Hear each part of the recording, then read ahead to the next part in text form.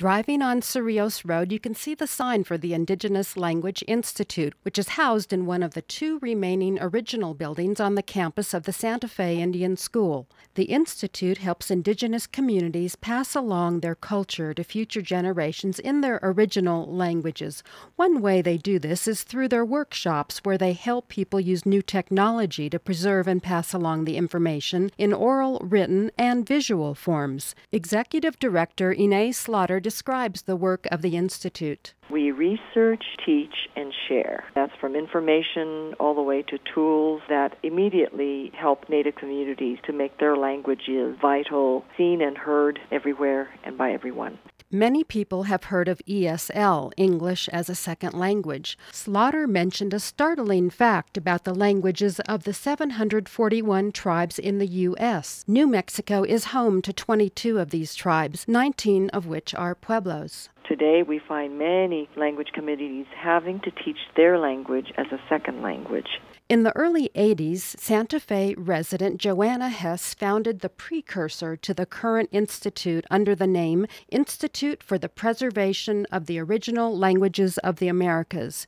It all started in Switzerland, where her daughter was given a school assignment. She had to do a paper on our distant culture, and she chose the Hopi. They visited the Hopi schools, where Hess discovered that the Hopi language wasn't allowed to be taught. The school superintendent told Hess the U.S. government didn't recognize Hopi as an official language. And this basically shocked her and incensed her, and she said, "Please tell me what I can do to help." And that's how it started in Santa Fe, so she could be closer to the Hopi community. The result was a bilingual book in Hopi and English.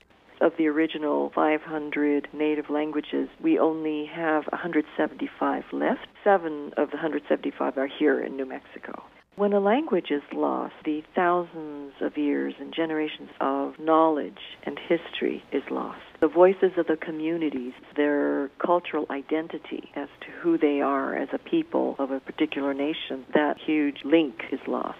In the past, most languages were transmitted orally between generations, and some Native groups today have made a communal decision to transmit their languages only through oral traditions. Recently, some communities have decided to add a written format to pass along their culture. Slaughter tells about the communities here in New Mexico. The Jicarilla, Mescalero, Apache, they have a written system, and the Navajo definitely have some writing systems. Among the Pueblos, there are 5 distinct languages, which are Tewa, Tiwa, Towa, Keres, and Zuni. And then we have the Jicarilla Apache, Mescalero Apache, and the various chapters of the Navajo Nation. Slaughter noted that the first Tiwa-speaking communities from the ancient days lived in the greater Santa Fe area. In the workshops of the Indigenous Language Institute, people learn to make storybooks, calendars, newsletters, and audio-visual or digital stories. I remember one elder from Nevada, Washoe tribe. She was very interested in preserving the traditional recipes. Rachel Nez, the workshop coordinator, greets me in her native Dene language, saying hello, her name, where she's from, and the names of her 4 clans. Yate Valerie, Cheya Rachel Nez in Chip. The Dene language is full of imagery. The names of animals and types of weather and seasons often convey a message that would be quite short in English.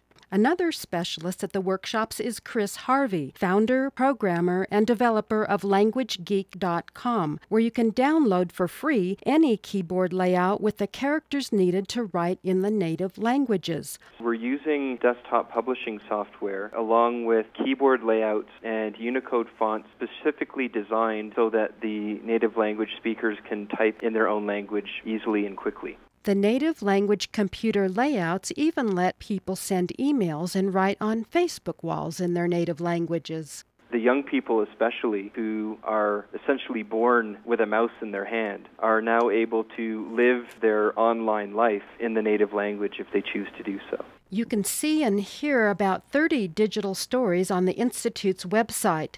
These and other stories will be presented by the National Museum of American Indians at Indian Market. They have a program called Native Cinema Showcase. They have a film festival every year. Look for these digital stories made possible by the Indigenous Language Institute on August 21st at Santa Fe's Indian Market.